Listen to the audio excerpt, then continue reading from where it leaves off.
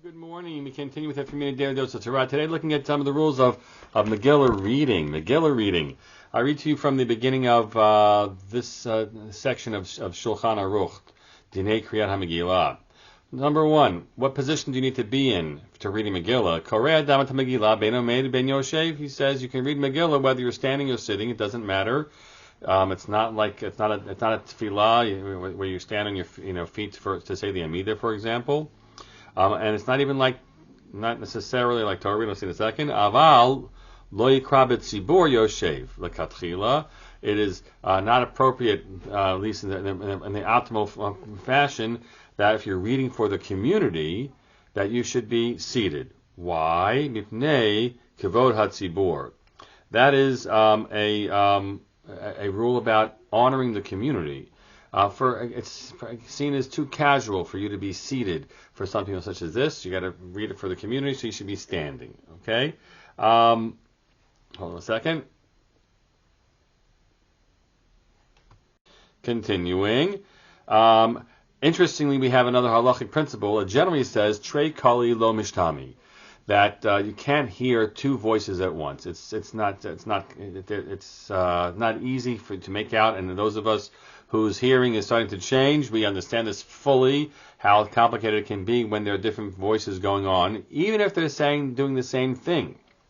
Yet, the Shulchan Aruch says, afilu shnayim, afilu asara, yicholim likrota biyachad. You can have 2 up to even 10 people reading the Megillah in unison.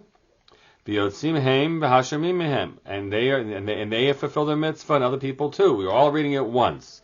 Because the principle is that even though generally we say that 2 voices are not, you cannot hear, in this case, this is the Kriya Zocha Viva Bioter. This is a very beloved, very much beloved experience, Mipnei Hanes, because of the miracle. V'yahiv da'ate lishmoa hetev, and a person will really focus attention and intention and thoughts to hearing it well. That's where people are at. V'kevan shekain, if that's the case, he says, pashut she'im hu be'im argisha b'atzmo mebalbalim le hakolot.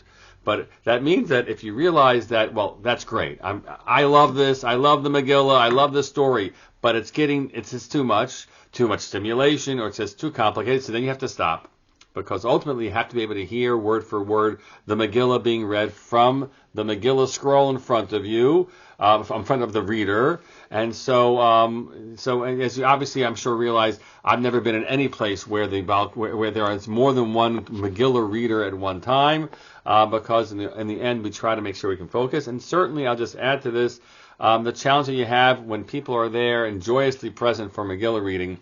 Sometimes it's the case that people are already making noise not related to Megillah, so all the more so we have to do our best to help ensure that people are quiet enough to be able to hear Megillah from the mouth of the Megillah reader reading from the text. We'll continue tomorrow with some more elements. Have a great day.